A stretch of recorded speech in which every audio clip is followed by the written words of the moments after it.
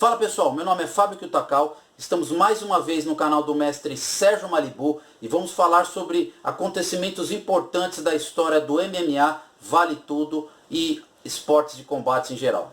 Hoje nós vamos falar um pouquinho sobre o estilo de luta que é considerado essencial para quem treina MMA hoje, que é o Muay Thai. Na época do antigo Vale Tudo, o Muay Thai era a pedra no sapato dos brasileiros praticantes de jiu-jitsu e outras lutas agarradas. Mas para entender por que o Muay Thai se tornou tão importante no MMA, nós precisamos retroceder um pouquinho mais no tempo. No final da década de 70, nos Estados Unidos, começou uma febre de campeonatos de lutas de full contact ou kickboxing, que basicamente era uma mistura entre karatê e boxe. Esses campeonatos começaram a atrair os praticantes de artes marciais orientais ortodoxas pela premiação que envolvia.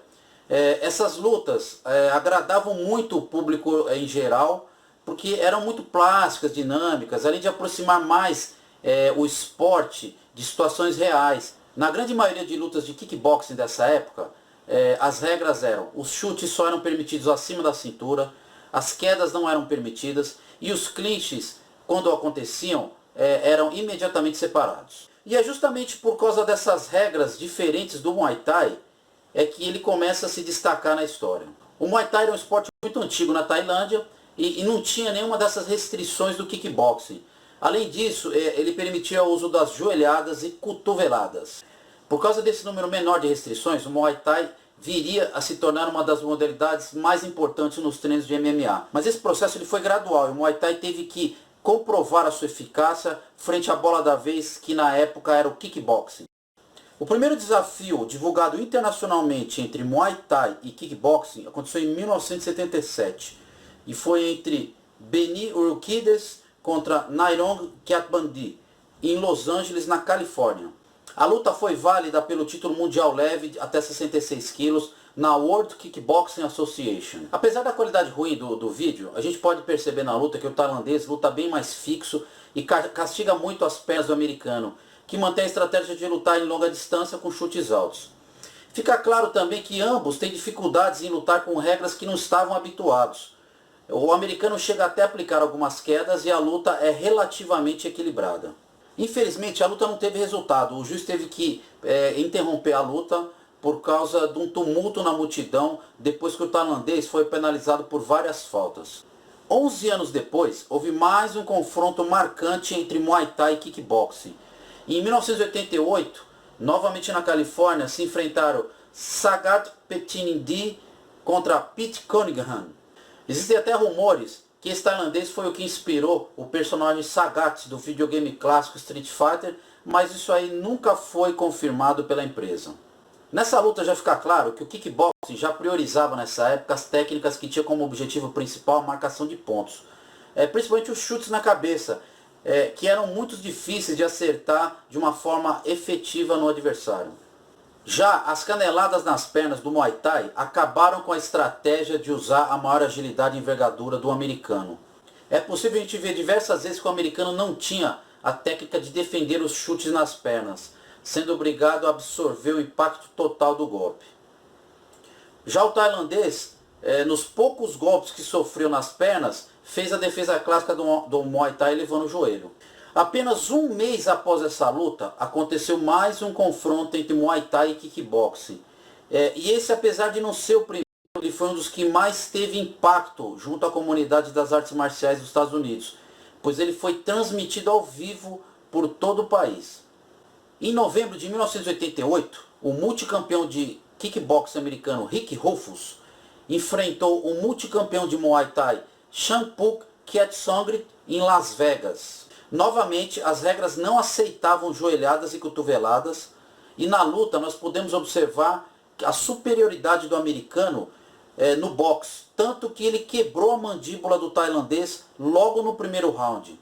Após o Rick Rufus quase nocautear o tailandês no primeiro round, começa uma incrível reviravolta na luta, e o que acaba prevalecendo é a determinação inacreditável do tailandês, que mesmo ainda recebendo socos com a mandíbula quebrada, passa a castigar a perna do americano até fazê-lo desistir da luta por não conseguir mais ficar em pé.